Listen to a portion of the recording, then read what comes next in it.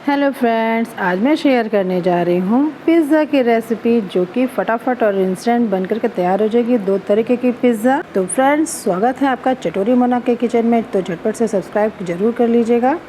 तो चलिए बनाना शुरू करते हैं झटपट से। मैंने यहाँ पर जो रेडीमेड बाज़ार में मिलता है पिज़्ज़ा बेस, उसे ले लिया है। आप जो भी आकार का लेना चाहें वो ले सकते हैं। और फिर उसके बाद इस पर आप स्प्रेड कर दीजिएगा बटर। आप चाहे तो बटर को पिघला करके भी यूज कर सकते हैं। मुझे इस तरीके से सुविधा लगा तो मैं इस तरीके से ही यूज़ करती हूँ। ज़्यादा पिघलाने से वो गिरने लगता है। तो इस तरीके से मैंने यहाँ पे बटर को स्प्रेड कर दिया और फिर मैंने यहाँ पे पिज़्ज़ा पास्ता सॉस स्प्रेड किया है, जो कि मार्केट में वो भी अवेलेबल रहता है। क्योंकि आज हम बना रहे हैं इंस्टेंट पिज़्ज़ा, तो क्योंकि जब बच्चे भूखे रहते हैं तो हमें कुछ समझ में नहीं आता है क्या बना के दें झटपट से। तो यहाँ पर मैं आपको इंस्टेंट बनाना दिखा रही हूँ, कैसे हम लोग इंस्टेंट तैयार करके बच्चों को दे सकें, जो कि बच्चों की छोटी छोटी भूख को ख़त्म कर सकें। तो यहाँ मैंने लगा दिया पिज़्ज़ा पास्ता सॉस और उसके बाद मैंने यहाँ पर टोमेटो सॉस स्प्रेड कर दिया है अच्छे से। चारों कोनों में आप फैला दीजिए उसे, ताकि हर जगह से कहीं से भी सूखे सूखे न लगें। और फिर मैंने यहाँ पे बच्चों की मनपसंद मोज़रेला चीज़ डाइस डाल दिए हैं। आप चाहे तो आपके पास अगर है चीज़ क्यूब, प्रोसेस्ड चीज़ क्यूब है अगर, तो वो भी डाल दीजिए। नहीं तो आप जो चीज़ के स्लाइसेस रहते हैं वो भी ऐड कर सकते हैं, छोटे छोटे टुकड़ों में काट करके। और फिर मैंने यहाँ पे ऑनियन के क्यूब्स डाल दिए हैं, छोटे छोटे बाइट में काट करके, क्योंकि आपको यदि बड़े बड़े पीसेस में अगर पसंद है तो आप वो भी डाल दीजिए। और फिर मैंने यहाँ पे कैप्सिकम के भी क्यूब्स डाल दिए हैं, छोटे छोटे चॉप्ड करके। आपको जैसे भी सुविधा लगे आप उस आकार में इसे काट करके इसको अच्छा सा टॉपिंग दे दीजिए। ये आपके ऊपर निर्भर करता है कि आपको बच्चे किस टाइप के टॉपिंग्स पसंद करते हैं। मेरे बच्चे तो सभी टॉपिंग में पसंद करते हैं, सारे वेजिटेबल। तो मैं इसमें सारे वेजिटेबल्स को भर भर के डालती हूँ, क्योंकि मेरे बच्चों को तो सारे वेजिटेबल्स को खाना बहुत पसंद है। तो मैंने यहाँ पर स्वीट कॉर्न, जो बॉइल्ड स्वीट कॉर्न होता है, मैंने उसे भी डाल दिया है। कॉर्न को आप बॉईल कर लीजिएगा 5 मिनट और उसके बाद उससे आप टॉपिंग कर दीजिए अच्छे से। और फिर मैंने यहाँ पर सॉल्ट को स्प्रिंकल कर लिया है अच्छे से। यदि आपको ज़रूरत लगे तो आप डाल दीजिएगा। और फिर मैंने यहाँ पर मोज़रेला चीज़ डाल दिया है। जब सारे वेजिटेबल्स भर करके डाल रहे हैं और मोज़रेला चीज़ न डालने हो तो ये तो बात गलत है, क्योंकि अब बच्चों के लिए बना रहे हैं पिज़्ज़ा और उसमें अच्छे से भर भर के चीज़ ना हो तो कोई पिज़्ज़ा मतलब ही नहीं होता है। तो यहाँ पर मैं बच्चों के लिए प्रिपेयर कर रही हूँ, तो पिज़्ज़ा बना रही हूँ तो उसमें अच्छा सा इसमें मोज़रेला चीज़ से कोटेड कर दी हूँ। आप इसे ओवन में या फिर गैस के ऊपर नमक डाल के, जाली डाल के बेक कीजिए 15 मिनट्स के लिए तेज़ आंच पे। मैं तो इसे जा रही हूँ ओवन में बेक करने। और अब बारी है दूसरे टाइप के पिज़्ज़ा की, जो कि है पेपी पनीर पिज़्ज़ा, जो कि सभी के फेवरेट है। अब उसके लिए हम लोग तैयार करते हैं, सेम प्रोसेस होता है। आप इस तरीके से एक बेस ले लीजिएगा और उसमें सेम प्रोसेस से आप सारा सॉस लगा दीजिए उसके ऊपर।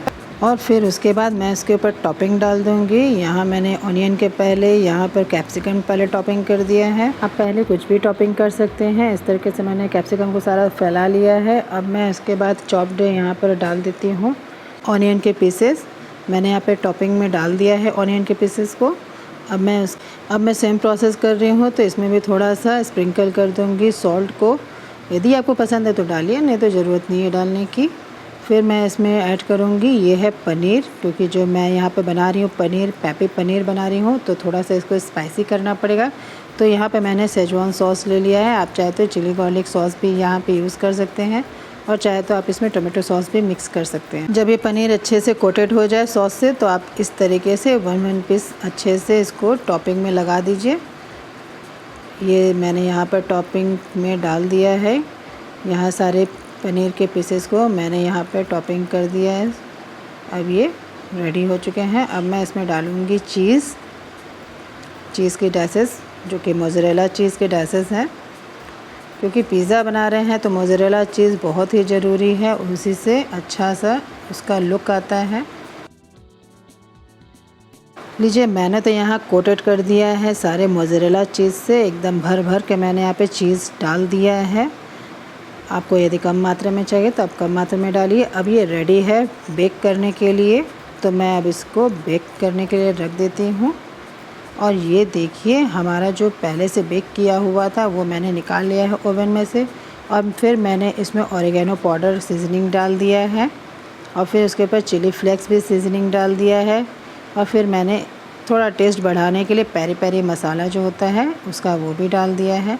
आपको ज़रूरत ना हो तो आप ना डालें। अब पिज़्ज़ा तो टॉपिंग रेडी हो चुका है, अब बारी इसे कट करने की। तो मैंने यहाँ पर नाइफ़ का यूज़ किया है। आपके पास अगर पिज़्ज़ा कटर है तो आप उसका भी यूज़ कर सकते हैं।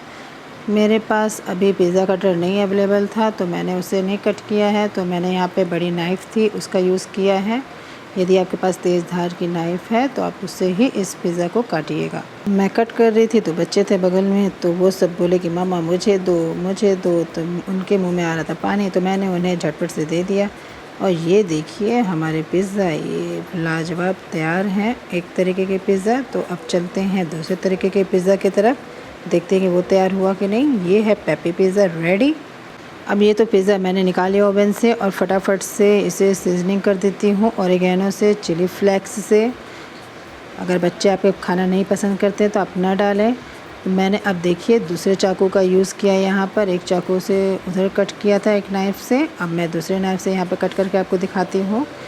इस तरीके से आप दूसरे तरीके से भी काट सकते हैं। अगर आपके पास कटर नहीं है पिज़्ज़ा कटर तो आप घबराएं ना, आप इस तरीके से भी इसको कट कर लीजिएगा। क्योंकि पिज़्ज़ा है और हम लोग गृहिणियाँ हैं तो हम लोग किसी तरीके से कोई ना कोई तरीका तो ढूंढ ही लेती हैं अपने पिज़्ज़ा को कटर के बिना काटने का।